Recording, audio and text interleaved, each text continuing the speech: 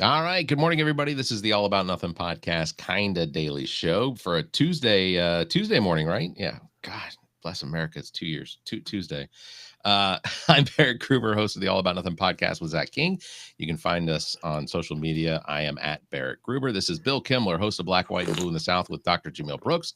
Follow him at Political Bill SC. We're here recording on a Tuesday morning because Because it's not Wednesday. I mean, yeah. there's no other reason. It's Tuesday. Wednesday is sleep-in day, right? That's what it comes out to. Let me just see. Columbia thinks we're the best. Do you vote for the All About Nothing podcast and best local podcast? Head to theallaboutnothing.com or check the show notes for the link. Quickly register and there you go. So, good morning, Bill. How are you? Good morning, Barrett. Did you miss me on Thursday? Did you miss me? I did. Good. Did you watch? I was not able to watch. No. Oh, okay. It was a long night, so I did not catch it. You didn't listen afterwards? You didn't? Nope. Oh, so that was why the numbers were down. No. We did. I did give everyone an update. I had a couple people that commented that asked how your wife was doing. Oh, good. Did I tell you what we did and why she was there? And I went through the whole background. I don't remember if I told you. Yeah. And the fact that there was a doctor that was like, I can fix this. Yeah. Yeah. I mean, so heart surgery was great. I'll tell you one thing about it that I don't know that I shared. I couldn't have because this is after the surgery. So this is the first time talking to you since. Yeah. So she had to have a pacemaker repair. It was over 10 years old. What she had one installed when she was in her 30s. Needed some repair. Specialist was up in Charlotte. So the doctor comes in. We're in the waiting room. She's prepped. She's got the little head cap on. She's got the gown on. She's ready to go. The surgeon runs in and starts explaining what he was going to do. And very confident, he went over all of the possible complications that could result. He was very honest, forthright, but said it was very routine. 1 in 100 chance of anything going wrong. Then he starts sketching something on the board, like there's a dry erase board there. And it looked like it was her ovaries that he was drawing, and he was sketching things out. And I was like, well, you're the doctor. Maybe you know where the body parts are better than I do. But they did everything up through the arteries in the groin, and then that's where they do the surgery from. Like they didn't crack open the chest. They didn't go down that way. The pacemaker itself sits outside of the rib cage. Okay. So it's right there below the skin. So, they did have to go in there and replace the battery and some other stuff. But the actual heart part is all up through the groin area. So they insert, on both sides of her legs, inserted, this long wire tools, lasers, whatever it is. And they did it remotely. It was wild. That's crazy. So this doctor goes through all the explanation of what he wants to do and what he's going to do. And so then he departs. Well, about 5-10 minutes later, another surgeon comes running in. And this is a completely different team of heart surgeons. So this is different than the pacemaker specialty surgeon. This is the open heart surgeon who's on standby in case anything goes wrong. So if the first surgeon's in there and they're removing the lead from the heart muscle and they're scraping away any scar tissue that may have formed around the pacemaker lead or cuts tissue or something goes wrong, they only have minutes.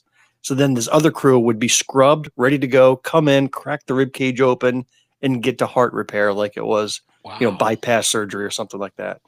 And so he met with us and said, listen, I have never been needed before. I don't plan on being needed today. But me and my team are there fully scrubbed, ready to go, should anything go wrong. You talk about a boost in confidence. I mean, you're dealing with some scary stuff. But when you have $1 billion worth of surgeons and medical expertise on standby for you, it was appreciated. So glad to say the surgery went well, recovery went well, just spent one night in the hospital and then discharged. And she's getting stronger every day. She's not laid up. She's walking around. She's doing this and that. We have a follow-up appointment tomorrow. Okay. And all should be good. She should have a new lease on that ticker for another 10, 20 years. There you go. All right. Well, I will just say thank you to government endowments that provide research that allow for the education of doctors and surgeons and things like that eventually lead to successful procedures like this. Uh, Exactly. we had a great episode, and I will say great. I am proud of it. Episode with Carrie Tharp yesterday, co-general manager of the Darlington Country Club. I really quickly want to thank Tom, Mary, and Tiffany of BroadStreet.net, as well as Carrie Tharp and the owners, Tim and Nancy Henley of the Darlington Country Club, for having me out there to record that episode. You can Did you get find a it. free membership out of the deal?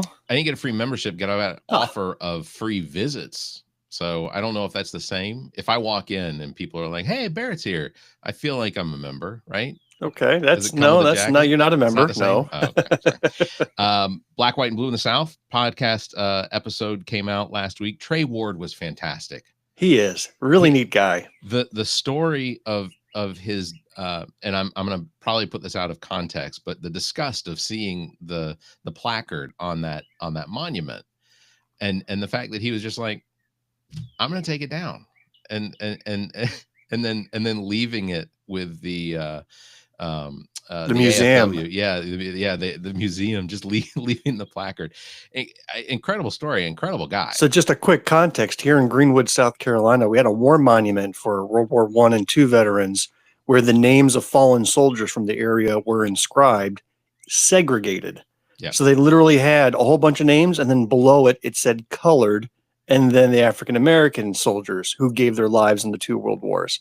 And anytime a politician or national news would come through the area, there would always be this side story. Welcome to Greenwood, home of the segregated war monument. yeah, And it was just an embarrassment. And so our guest took it upon himself, along with the support of the mayor at the time and a couple of other individuals, to raise funds for a new desegregated plaque. And then he actually did the job middle of the night to go and remove the plates kind of in middle, without anybody knowing it, secretly. It got sued. There was a lawsuit on it after the fact. It was a whole thing. So we encourage you to listen to that show. He was a great guest. very entertaining. Also, By the way, former chair of the Republican Party in yeah, Greenwood. That's who yeah, our guest was. He was a Republican operative yeah. who has evolved over time, or I should say, maybe the party evolved away from him. And, So he has very interesting views. I won't put any words into his mouth and how he expressed his disdain for the way that the I guess the migration that the Republican Party has taken over the few years, but he he is the Republican. Well, the way he described himself is the type of Republicans I grew up with, not the ones that I see now, not the ones that are flying through my TikTok comments right now. As well, bluegrass singer, the Trey Ward Band, and Yes. I did add the song Greenwood Mill to my playlist. Hey, another So 1/1,000,000th of a penny going to his coffers. Well done. I will just say this: I'm not a huge bluegrass fan, but I'm always in awe of the talent of bluegrass players. Banjo pickers and just the guitarists and the harmonizing. I mean, as a fan of music, I really do enjoy that. So it was really cool to see. Also, Welcome to Wonderland interview with Preach Jacobs that came out last week. And politically speaking, did a breakdown of the South Carolina Democratic Party 2025 convention, which was entertaining. If they are listening to this in any fashion, I was not able to go to the convention this year. First time in many years, I was not able to go because of my daughter's wedding. But their recap of it was compelling. It was riveting, and they at the end they quickly ran through all the topics they didn't get to, and I'm like, shit, that's the good stuff. So they better do a part 2 of the convention recap, because they left so much on the table and they need to cover it. They can't leave it unspoken. Yeah, in fact, I've got to get with Erica and Emily and Kirsten to see when they're going to record part 2, because there is obviously, I want to hear more about it. There was at the end of the episode, they discussed having a special guest, a secret special guest that they would not tell me. And I made a guess. I made a guess, and they all made a face. So I don't know if I guessed correctly or but they're going to have a guest coming up on a future episode that It's was Nancy Mace, right? That would be the face making guess. Nancy Mace is probably one of those people that could probably pull off some sort of an almost incognito appearance at the South Carolina Democratic Party that they would run into and be like, "Hey, do you want to come on a podcast?" Oh, I, she I, is very distinctive. She could not walk through that crowd without being noticed. I would encourage Nancy Mace to come on my podcast. I absolutely would. In fact, I would do everything I could to try and have an engaging conversation where she just gets more and more riled up. I want her to call me every name she learned in church. More and more, that would only take 5 seconds with her. She I has know. the I know. shortest fuse from normal to crazy that anybody has ever had. It will not take much to trigger her. I would thoroughly Use trigger enjoy words that. like hi, Yeah. hello, how are you? Those are the things that'll push her right over the edge. I just yeah. I think Nancy Mace would be Did a you really just spot reading glasses? Did you yeah. just put on some grandpa glasses there? Look Yeah. at you. Because honestly, I'm having a very difficult time reading. It's very becoming. So I wanted to do a couple reviews real quick because I was disappointed over the weekend of several different things. So driving out to Darlington last week to go interview Carrie Tharp and the country club. On the way back, I was hungry and I had to stop and eat. I tried the McDonald's McCrispy strips. And so this is my review. And I have to go down to some pretty distinct fundamentals of crispy chicken strips and things. When you say your review, did you go on to Google review literally and type No, this no, up, or no, is this no. just your? This is the All About Nothing podcast Okay, review of gotcha. the. So the shape, long bloated finger-like shape. Of the three, two of them felt identical in shape. So I'm pretty sure that these were form shaped. Wait a minute, this is the exact same thing my wife's heart surgeon said when he came in and talking about what he was going to do. That was eerily similar. Wow, how did you know? The texture, they were kind of like bigger nuggets. And honestly, I love I love the McDonald's chicken nuggets. I do. I think McDonald's chicken nuggets are pretty good, but I think that's because they come in such a small. The size of them is just enough that you don't notice that it's probably not real chicken. I know they say it's 100% real chicken, but I think that it must go through some sort of a grinding process. Every third chicken nugget is the same shape. I think that I think it's the same thing they talk about when the patties come from the pink slime or whatever. But the texture matches the chicken nuggets. As far as the taste goes, not good. They are not the chicken nuggets. I don't like whatever spices they put on there. No, not good. What they could have done is just made longer chicken nuggets and it would have been fine. And they didn't. They made these things. Overall, it was disappointing. I'm going to give it a 2 out of 10 on the scale there. Now, do you think it was just that one location, or do you think that review would apply to all McDonald's nationwide and how they process their chicken? So I have a friend who is a district manager for a franchise of McDonald's, not a franchise. Yeah, I guess a franchise, because you can own a McDonald's. I'm not sure actually how that works. Anyway, it's a district manager for McDonald's. They have a fairly rigorous QC process to make sure that every McDonald's, at least under a district, is the same. Prices are the same, the food quality is the same, everything is the same. But they've got some work to do with these McCrispy finger strips. Just honestly, all they'd have to do is just make the chicken nuggets into a strip, and I think that would be fine. They don't have to reinvent the wheel. The chicken nuggets are good. I don't know. Do you shop at Walmart? I do. You do. We have Walmart Plus. Because especially during the pandemic, it was extremely convenient to be able to order. It has saved us money because we don't walk through the Walmart and find things we don't need. We order off of the app, and I either pick it up or it gets delivered. But one of the things I've noticed about our Walmart pickup orders lately and deliveries is that there are substitutions to them that don't make a whole lot of sense. We ordered a dozen and a half eggs one time, and they substituted with 2 dozen and a half eggs.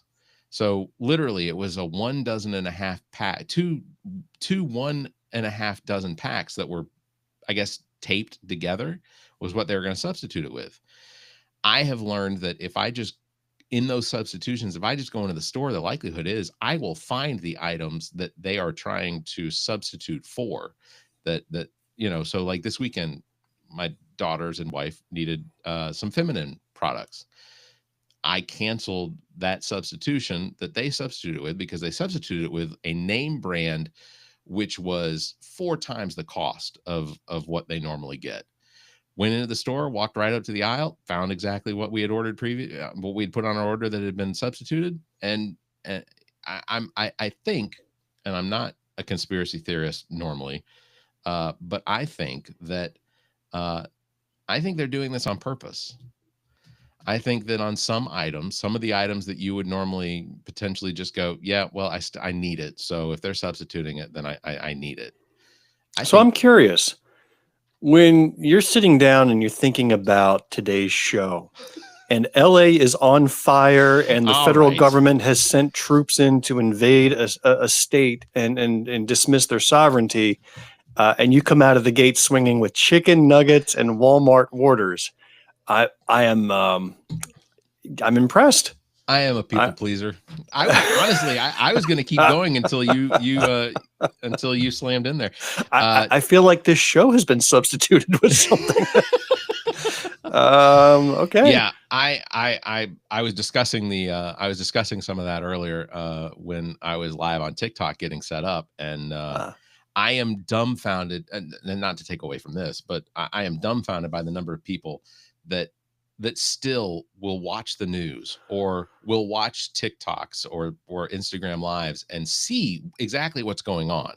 See, on the ground, not necessarily professional reporting, but actual like live scenes of what they're seeing, and still have this belief that it's all orchestrated, that it's pretend, it's fake, that these are actors that are out there trying to make it look worse than it is. And what I'm trying to say is that there are individuals that will not research why these people are out there protesting. They think that they're just out there because they don't like Donald Trump, and that isn't the case.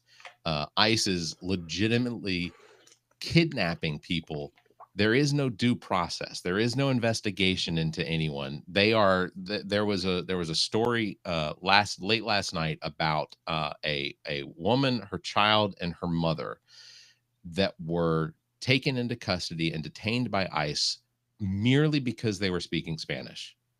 Over in New York City, they got a recording of a woman who was kidnapped by ICE, thrown in the back of a car. She was a tourist from Chile, and she was there with her husband and 12-year-old daughter. She was taken off the streets. Daughter's crying her head out. The husband's trying to get to his wife and was being held back by the overwhelming police force that was there for this one woman. The woman was released 8 hours later when they realized they had made the mistake and had just grabbed somebody who was a legit tourist. But that's where this group is. I mean, you hear the battle cry of, well, Democrats are supporting criminals, violent criminals. That's who they're on. But now you can see that ICE, you can see that Trump, you can see that the supporters just view anybody who speaks Spanish and has automatically assumed you are a criminal. We've seen this coloring of an entire people before throughout history. It does not end well for the oppressing group. It's not going to end well here either. You want to make that argument, then what you do is you use the laws that this country was built on. You go through due process. You don't convict somebody just because they're speaking Spanish. And if you make a mistake, man, there better be some big restitution. You get jailed for 8 hours on a nothing charge just because you look the way you look or you speak the way you speak. That is not this country. That's a failed country. That is a failed state, and we've seen that throughout history. Yeah, I'm sorry, you got me riled up. No. And rightfully so. Um, we aren't going to see those type of protests in some of these southern states. I don't. Although I could be completely wrong. I did Atlanta. Let me see. I saw a list of where these protests are now breaking out all over the country. Yeah, there's going Uh, to be one here on Saturday that I'll be at. So I encourage everybody to use your right to a voice and speak up and speak out. That's how we've dealt with issues like these over the decades in this country, and unfortunately, we have to continue it. we have Did you see where that lady who was one of the founders of Latinos for Trump, yeah. and they did side by side video. Video one was her practically being fondled by Donald Trump at one of his rallies. She's sitting there at the That is what he podium does. screaming his praise, and he's behind her, rubbing her shoulders and coming in really creepy like. And then another video right alongside of that is her today saying that he has betrayed her, he has betrayed them, that everything they're doing now is what he promised he would not be doing. So they're just getting the full Trump effect right now, and I hope it's not too late to do something about it. But people are starting to realize what they voted for. Yeah. The situation in Los Angeles, I always want to say I really hope that it doesn't turn into a riot. I hope it doesn't turn into the same sort of situation. But I'll be completely honest with you. How else do you I'm not saying that violence is what needs to happen. If it does, it's only the result of the escalating tensions that are being created by the Trump administration and this continuing to pursue pushing National Guard troops and now 700 Marines into the system. Yeah, there Those are wasn't violence before, yeah, but once the National Guard starts launching rubber bullets and smoke gas and tear gas and things like that, people will fight back with whatever tools they have. That is just human nature. That is human history, regardless of what country and ideology you're in. When the oppressive regime, which, by the way, I thought the NRA was all about uh, fighting against, that's why they're arming themselves to the teeth right. because of government interference and government violence. So here we're at it, and the people are pushing back. Then you got freaking a-holes like James Woods, right? You know that guy. He's an ultra right-wing wacko, former actor, and he's out there putting videos of cars on fire, saying, I Right. don't want to hear about peaceful protests, when those are videos from Yeah. many years ago Yeah. Not that he's they didn't putting happen off as yesterday. current. Right. Yeah. It's insane. And that is and I'm not saying I know having worked in the news media, I know that they will do things to they will do things to try and make their video good enough to continue to have you watching through a commercial break. I get it. But blatantly sharing videos that are from decade ago, 2 decades ago, to try and just ramp up the anger. Okay, the reality is, yes, we do have people in this country who are here illegally, whether that is because there is the process has failed them, as far as the immigration system has failed them. They are on the books to become to have their cases looked at, whatever the case. Yeah, the majority, Barrett, are those who are here legally, Right, following the process. right. And then in the last couple of months, the rules have completely changed. I mean, there are people getting arrested and deported when they show up for appointments, as they were Yep. told to do. In And they court. were following the process. They go to court, they go to the office to fill out the paperwork or check in. And now they're treated as if they were murderers or rapists or other terrible criminals. They may have started with that excuse on day one. It quickly evolved to being anybody, Yeah. anybody. And now it's driving all of them underground, has made the situation so much worse, so much worse. Yeah, it is a situation that is being completely uh, uh, amplified by the pride of a president who just cannot take any sort of criticism. Looking back at whether it was Biden or Obama or Bush or Clinton before him, or even H.W. Bush or Reagan, when when they were criticized, I can't go back and see where they had such a temper tantrum of emotions and use that to basically just harm American citizens and now American citizens that voted for them. There are so many stories of people saying, they voted for Trump, but this isn't what they voted for. And I don't have the empathy to be the sympathy to You be hit able it to right on the go, head. There are thousands and tens of thousands of Trump voters who regret their vote. There is zero Kamala Harris voters who go, oh, wow, look, Trump's doing an awesome job. I really should have voted for him. There's zero. All right. This is not a two-way street. yeah. Support he's being left in the dust. Those that are sitting there constantly continuing their support, yeah, we see you. And no amount of evidence is going to change your mind. And then just kind of like the end of World War II, you couldn't find a single Nazi sympathizer in Germany. They were all just innocent victims there. Right. Yeah. Every last one of them. Especially the tens of thousands that we brought over to the United States and basically created our NASA system, our NASA program and things like that. So, but if not for them, where would we be without helium? Like the amount of research and whatnot that just propelled our the United parties, States our forward. birthday parties, our gender reveal parties, they would not be what they were today if it weren't for those German scientists. God bless them.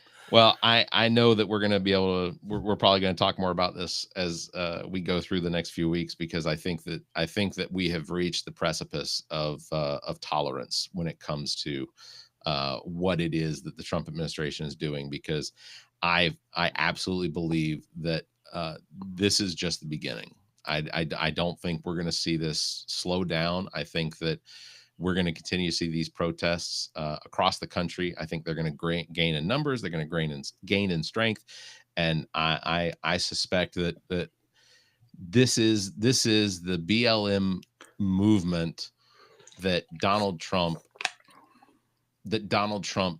believed was going on during. And this chaos only happens when he's president, by the way. Oh, it only happens. Only happens. All caused by him.